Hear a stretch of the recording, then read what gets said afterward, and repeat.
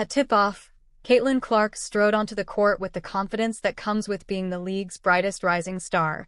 But behind the scenes, something far more complex and troubling was brewing. From the moment she was drafted by the Indianafever, Clark's talent was undeniable. Her jump shot, her vision, the way she elevated everyone around her made her an instant centerpiece of the organization. And yet, as she began to contend with a nagging groin injury that cost her 10 games this rookie season, cracks began to appear. Not in Clark's game, but in the relationship between her and head coach Stephaniewhite. This wasn't merely about missed time. It was about mismanagement, mismatched expectations, and an increasingly public coaching philosophy clash that began to feel like a slow unraveling.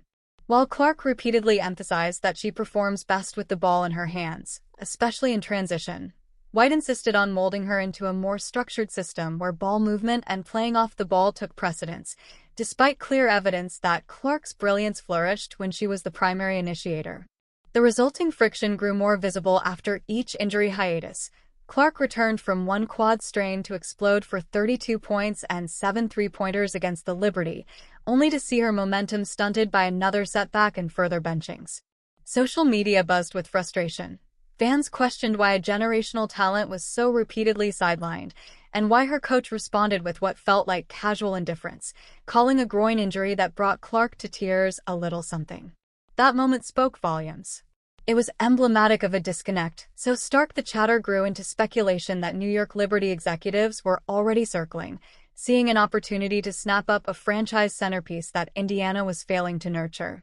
Meanwhile, Liberty players like Sabrina Ionescu and Breanna Stewart and coach Sandy Brondello were filmed enjoying conversations courtside with Clark, camera footage that fans and analysts interpreted as more than friendly banter but a subtle recruitment vibe. Clark's agent showed up, too, in Liberty settings, adding fuel to the rumor mill that something was brewing behind closed doors. Meanwhile, Indiana's season lurched forward with a .500 record in the games Clark played, and losses stacking up when she sat, an over-reliance on her and yet an inability to keep her healthy or fully engaged.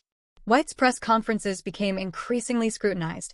She lauded the team's defensive schemes while glossing over Clark's critical contributions, prompting questions.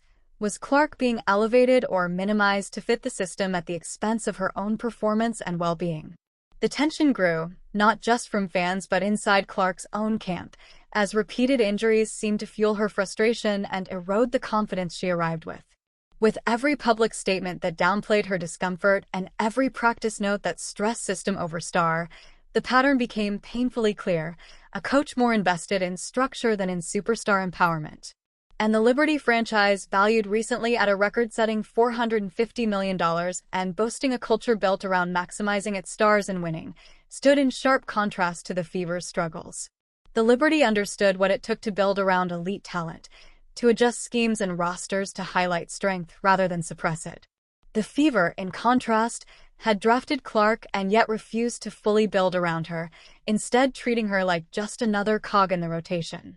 As Clark entered her second year, her rookie contract ticking down, her camp began quietly exploring options, recognizing that New York offered not just New York lights but the promise of serious playoff contention and a roster built to support her rise. Everywhere she went, numbers followed her.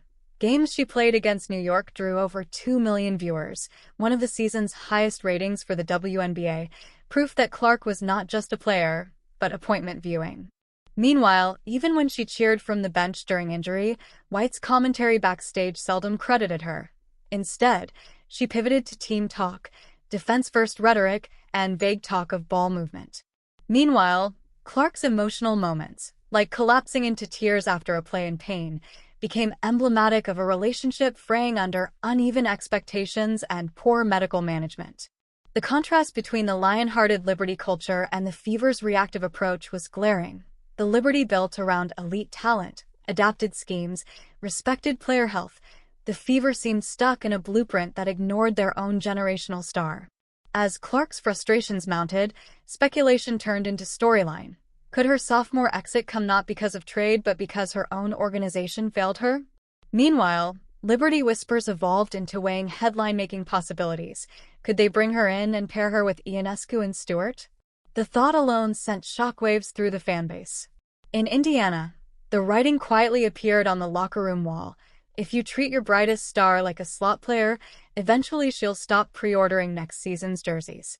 The season wound on, injuries still dogging Clark, White still resisting calls to adapt, and the Liberty still watching, calculating. Agents in the background, networks covering any hint of dissatisfaction, fans erupting at each coach comment that lacked empathy. The pressure cooker was building. Stephaniewhite had entered the season confident in her system. Instead, she found herself cornered by a coaching karmic justice. Clark was no franchise role player, and she couldn't be forced into a one-size-fits-all system. The narrative arc grew daily. Rising star versus coach, seeking balance versus rigid doctrine, the Fever's stagnation versus Liberty's adaptability. If history teaches anything, it's that superstar-coach relationships thrive on mutual respect and flexibility, and when one side refuses to adapt, the relationship fractures. As the trade deadline looms and Clark's options widen, the truth becomes unavoidable. New York may just wear the jersey White once reserved for Indiana, and Stephaniewhite may very well eat her own words as Caitlinclark begins her next chapter, one where karma meets pay dirt on a glittering Liberty blue court. Ask ChatGPT.